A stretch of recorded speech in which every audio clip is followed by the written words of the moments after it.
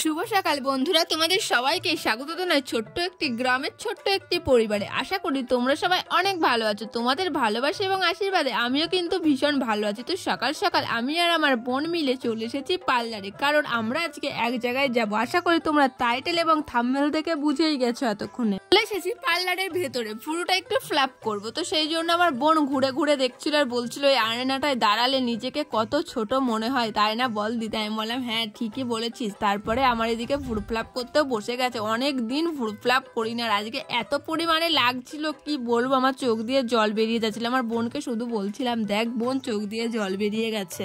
Food flap করে আমরা চলে এসেছি একটা কাঁসা পিতলের দোকানে। আমাদের প্রেসার কুকারটাতে একটু প্রবলেম দেখা দিচ্ছে, সেই জন্য প্রেসার কুকারটা ঠিক করে নিয়ে চলে এসেছি বাড়িতে। আর এই দেখো আমার ফুড ফ্ল্যাপ করে কেমন লাগছে। আমরা রেডি হয়ে গেছে, দেখো আমি ড্রেসটা পরেছি। তো আমরা এখন এক জায়গায় যাব, তো কোথায় যাব তো সেটা তোমাদের জানতে ইচ্ছা করছে জানি, তো তার জন্য পুরো ব্লগটা দেখতে হবে। আর এই দেখো আমরা এক ব্যাগ ডাব নিয়েছি, এই দেখো এক ব্যাগ ডাব নিয়েছি। আমাদের গাড়িও চলে এসেছে, চলো যাওয়া যাক। টুনি এখন রিলস বানাচ্ছে, ও ছবি তুলছে, যাই হোক মিস্টেক।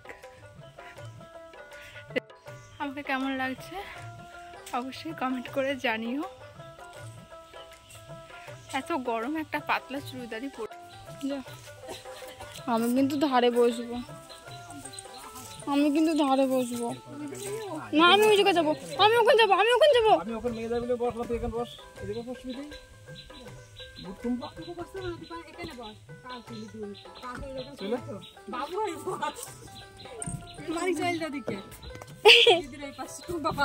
আমি কিন্তু ওইদিক বসবো,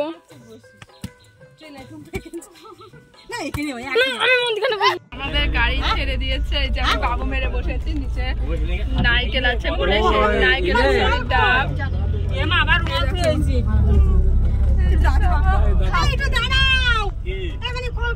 গেটের সঙ্গে আছে, দোরমা শিখে যা, গেটের সঙ্গে আছে রুমাল দেখ, আমাদের গেটের সাথে আছে, বাইরে দেখতে যা। হ্যাঁ হ্যাঁ দাঁড়াও। এই যে আমার মা, এই যে আন্টিজি, ওই যে ওই পাশে গুড্ডু, টুনি, আঙ্কেল হাই করে, টুনি হাই, গুড্ডু হাই, মুখে এদিক করে হাই।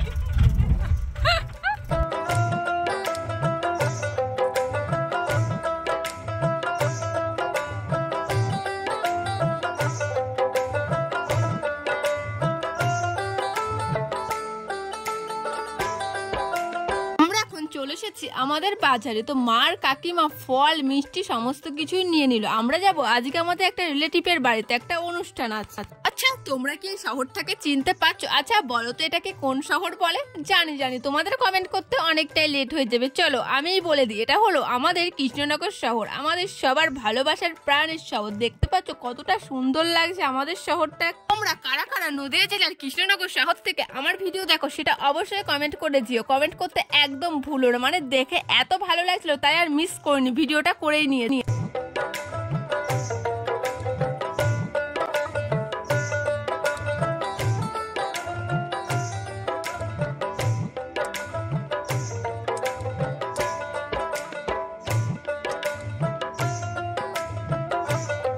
চলে এসেছি আমাদের গন্তব্যস্থলে। তো এখানে এসে আমাদের প্রথমে দিয়ে দিল কোল্ড ড্রিঙ্কস। তো আমরা বসে বসে সবাই কোল্ড ড্রিঙ্কস খাচ্ছিলাম আর একটু ভিডিও করে নিচ্ছিলাম। তোমরা কি আমার পিসিকে চিনতে পারছো? যারা আমার পুরনো ভিউয়ার্স তারা নিশ্চয়ই চিনতে পারছো আমার পিসিকে। তারপরে আমরা একটু বেরিয়েছিলাম মাঠের দিকে ঘুরতে। এখানে এত পরিমাণে রোদ, তোমরা আমাদের দেখে বুঝতে পারছো কতটা তাপ লাগছে রোদের, কিন্তু জায়গাটা বেশ সুন্দর ছিল, সেটাই তোমাদেরকে ঘুরিয়ে ঘুরিয়ে দেখাচ্ছিলাম। তো আমি না অনেকদিন ধরে কারি পাতা খুঁজছিলাম, কিন্তু আমাদের এখানে কারি পাতা আমি কোথাও খুঁজে পাচ্ছিলাম না। আবার বাজারেতে পাবো, বাজারেও কারি পাতা উঠছিল না। কিন্তু আমার কি ভাগ্য দেখো, যেখানে গিয়েছিলাম সেখানে কারি পাতা পেয়ে গেছে। জায়গাটা দেখে কিন্তু আমার বেশ ভালো লেগেছে, এখানে অনেক কিছুই দেখা যেত। চলো পুরো ব্লগটা দেখতে থাকো, কেউ ব্লগটা স্কিপ করো না, অনেক মজার মজার জিনিস দেখতে হবে। তো কারি পাতাটা নিয়ে আমি চলে আসলাম। তারপরে মা পেয়েছে একটা চারা গাছ।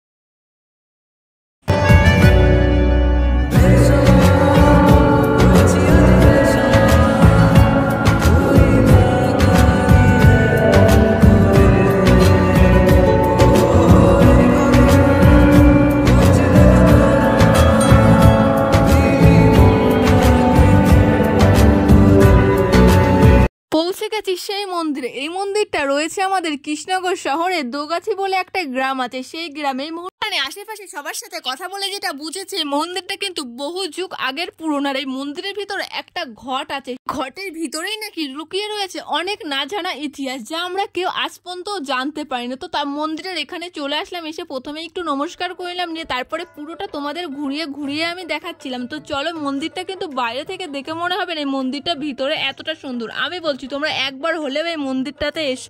অনেক বয়স্ক লোক হয়ে গেছে, তাদের কাছেও আমি জিজ্ঞাসা করলাম, তারা সবাই বললো তারাও নাকি এসে তাদের বাপ ঠাকুরদার কাছে সবার কাছে গল্প শুনেছে এবং নাকি বহু যুগ আগে। তাহলে কি তোমরা ভাবতে পারছো এটা কত আগের ঠিক মন্দির? এই কৃষ্ণনগর শহরে কিন্তু অনেক এরকম না জানা ইতিহাস লুকিয়ে আছে। তোমরা যদি চাও আমি তোমাদের সামনে সেইগুলো তুলে ধরি, অবশ্যই আমাকে কমেন্ট করো, আমি চেষ্টা করবো সমস্তটা তোমাদের সাথে শেয়ার করা। মন্দিরটা এতটা সুন্দর, এখানে গেলে আর মনে হবে না বাড়ি। আমার তো ওখানে বসে থাকতে ইচ্ছে করছিল আর আসতে ইচ্ছে করছিল না বাড়িতে। তোমাদের যতই মন খারাপ হোক মন্দিরে যদি একবার এসে বসো, আমি বলছি তোমাদের মন ভালো হবে। তো আমি যেটুকু পেরেছি তোমাদের সাথে সবটাই শেয়ার করেছি, আর তোমরা অবশ্যই কমেন্ট করে জানাবে আমার ভিডিওগুলি তোমাদের কেমন লাগে বা আমি কতটা তোমাদের উপকার করতে পারছি এইসব দেখিয়ে অবশ্যই কমেন্ট করে জানো। আমি কি টাইপের ভিডিও দেবো সেটাও তোমরা কমেন্ট করতে একদম ভুলো না। এখানে নাকি সব ধরনের পুজো হয়, মানে যে কোনো অকেশনে আমাদের হিন্দু ধর্মের মধ্যে যেসব পুজো আছে সমস্ত পুজোই নাকি হয়। আর এখানে দেখতে পাচ্ছ কে বলো তো এটা? অবশ্যই এটা কিন্তু আমি বলবো না, এটা তোমাদের কমেন্ট করে বলতে হবে এটা যাকে দেখালাম এটা কে বসে আছে। তোমরা অবশ্যই কমেন্ট করে জানাবে। আমি যেটুকু পেরেছি তোমাদের তো ঘুরিয়ে দেখেছি, তোমাদের কেমন লাগলো মন্দিরটা। তারপরে আমরা সবাই মিলে মন্দির থেকে বেরিয়ে পড়েছি। আমার একদম বেরোতে ইচ্ছা করছিল, কি আর করা যাবে, বাড়িতে তো যেতেই হবে। তারপরে আমরা মন্দির থেকে বেরিয়ে এখানে এসেই সবাই বসে পড়েছি খেতে। এখানে খেতেও বসে পড়েছি, সবাই খাওয়াও শুরু করে দিয়েছি। তারপরে খাওয়া দাওয়া কমপ্লিট করে আমরা এখন বাড়ি যাবো। তো ভিডিওটা কেমন লাগলো অবশ্যই কমেন্ট করে জানিও। ভালো লাগলে লাইক করো, কমেন্ট করো, শেয়ার করে সাবস্ক্রাইব করে পাশে থেকো। ফেসবুক থেকে দেখে থাকো পেজটি ফলো করে দিও। চলো বাই, লাভ ইউ অল।